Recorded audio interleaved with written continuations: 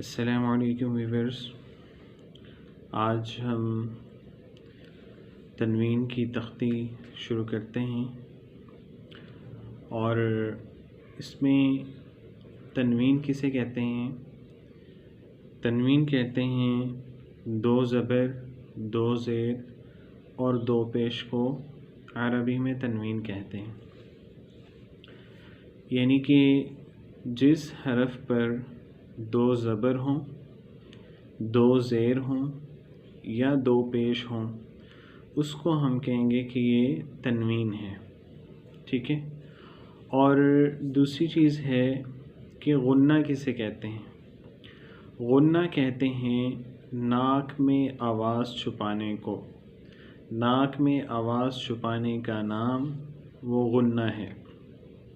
اس تختی میں ہم اس سبق میں غنہ کرنا سیکھیں گے اور دوسرا یہ سیکھیں گے کہ میں نے آپ کو بتایا تھا پچھلے سبق میں حروف ہلکی یاد کروائے تھے، 6 ورڈز تھے حروف ہلکی کے، اور وہ کیا تھے؟ حمزہ، ہا، عین، حا، غین، خا، ٹھیک ہے۔ یہ 6 حروف تھے حروف ہلکی کے، اور میں نے کہا تھا کہ ان کو یاد کر لیجئے گا تاکہ آگے جب ہم پڑھیں گے تو ہمیں یہ یاد ہو اور ہم اس قاعدے کو کیسے اور کہاں استعمال کرنا ہے وہ پھر ہمیں استعمال کرنے میں آسانی ہو۔ تو آج جو ہے ہم غنہ کرنا سیکھیں گے، ٹھیک ہے۔ تو جس حرف پر دو زبر، دو زیر، دو پیش ہو اس کو ہم تنوین کہتے ہیں۔ تو اب ہم پڑھتے ہیں کہ میم دو زبر من، ٹھیک ہے، میم دو زبر من، ٹھیک ہے۔ یہاں پر اب ہم غنہ کریں گے، من، میم دو زیر مین، میم دو پیش من، من، مین، من، ٹھیک ہے۔ یعنی کہ جب ہم اس کو ادا کرتے ہیں تو ہمارا منہ جو ہے وہ بند ہو جاتا ہے اور ناک میں آواز جو ہے وہ گونجتی ہے، ٹھیک ہے، آواز چھپ جاتی ہے ناک کے اندر، اس کو غنہ کہتے ہیں۔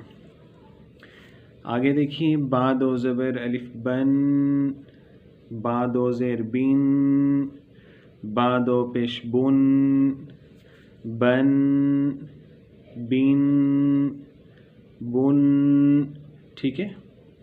اسی طرح واو دو زبر الف ون، واو دو زیر وین، واو دو پیش ون، ون، وین، ون، ٹھیک ہے۔ اسی طرح آگے بھی فا دو زبر الف فن، فا دو زیر فین، فا دو پیش فن، فن، فین، فن، ٹھیک ہے۔ یہ اسی طرح آپ نے اس پوری تختی کو وہ پڑھنا ہے اور اسی طرح اس کو جو ہے غنہ کی مشق کرنی ہے۔ آگے دیکھیے، آگے ہے کہ ہم نے بتایا تھا حمزہ، ہا، عین، حا، غین، خا، ٹھیک ہے، یہاں پر غنہ نہیں ہوگا۔ اب چونکہ یہ دیکھیں خا حروف ہلکی میں سے ہیں، اب یہاں ہم غنہ نہیں کریں گے، یہاں پڑھیں گے خا دو زبر خن، خا دو زیر خین، خا دو پیش خن، خن، خین، خن، ٹھیک ہے۔ یہاں پر ہم غنہ نہیں کریں گے۔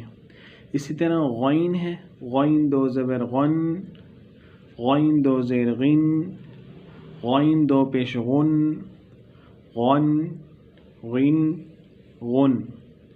پھر اسی طرح حا ہے، حا بھی حروف حلکی میں سے ہیں، تو حا دو زبر الف حن، حا دو زیر حین، حا دو پیش حن، حن، حین، حن، عین دو زبر عن، عین دو زیر عین، عین دو پیش عن، عن، عین، عن، ٹھیک ہے جی۔ تو جو بھی حروف ہلکی کا لفظ آئے گا وہاں پر ہم غنہ نہیں کریں گے۔ ایک اس کا قاعدہ یہ ہے، ایک قاعدہ یہ ہے جو آگے جا کے ہمیں اس کی سمجھ میں آئے گی کہ اگر حروف حلقی کا لفظ ہو اور اس سے پہلے کہیں غنہ ہو رہا ہو اور آگے جو ہے حروف حلقی کا لفظ ہو، حمزہ، ہا، عین، ہا، غین، خا، ان میں سے کوئی حرف ہو تو وہاں بھی غنہ نہیں ہوگا. ٹھیک ہے، یہ قاعدہ ابھی میں سمجھا دیتا ہوں، لیکن آگے پھر ہم اس کو اپلائی کر کے بتائیں گے کہ یہ کیسے اس کا قاعدہ جو ہے وہ بنتا ہے اور کیسے جو ہے یہاں پر غنہ نہیں ہوگا. ابھی اس کو آپ اسی طرح سے یاد کر لیجئے کہ جو حروف حلقی کا لفظ غننے کے بعد آئے گا تو وہاں پر بھی ہم غنہ نہیں کریں گے. حروف حلقی کا لفظ غننے کے بعد آئے گا وہاں ہم غنہ نہیں کریں گے. ٹھیک ہے، اتنا جو ہے اس کو یاد کر لیجئے گا. پیچھے سے بھی اس کو بار بار ریوائز کرتے رہیے گا. جو میں نے بتایا تھا موٹے حروف کون سے ہیں، حروف حلقی کون سے ہیں، ٹھیک ہے، ز، ث، اور یہ ان الفاظ کی بھی مشق کرتے رہیں تاکہ یہ الفاظ آپ کی زبان پر پکے ہو جائیں اور آپ کو جو ہے ادا کرنا آسان ہو. دوبارہ سے کر لیتے ہیں اس کی کہ ث اور ذال، ٹھیک ہے، یہ ادا ہوں گے آپ کے دانتوں، جو اوپر والے دانت ہیں اگلے، اس پر جب آپ کی زبان لگے گی تو پھر یہ ادا ہوں گے. ٹھیک ہے، ذ اور ث، ٹھیک ہے. اور اسی طرح جو موٹے حروف ہیں وہ ادا کریں گے تو آپ کا منہ جو ہے وہ گول ہو جائے گا. پھر اسی طرح جو سیٹی والے الفاظ ہیں وہ کیا ہیں، صاد، ز، سین، یعنی آپ کی زبان جو ہے دونوں دانتوں کے درمیان جو خلا ہے وہاں پر رہے گی. ٹھیک ہے، تب یہ الفاظ ادا ہو گئے، صاد، ز، سین. ٹھیک ہے، تو ان کی جو ہے روزانہ سے مشق کرتے رہیں تاکہ یہ آپ کی زبان پر ادا ہو جائیں اور ان کی عادت ہو جائے، تاکہ جب آپ قرآن مجید پڑھیں تو بالکل اسی طرح سے آپ کی زبان سے یہ ادا ہوں. ہمارے اس چینل کو سبسکرائب کریں، لائک کریں اور اپنے دوستوں میں شیئر کریں. السلام علیکم ورحمۃ اللہ وبرکاتہ.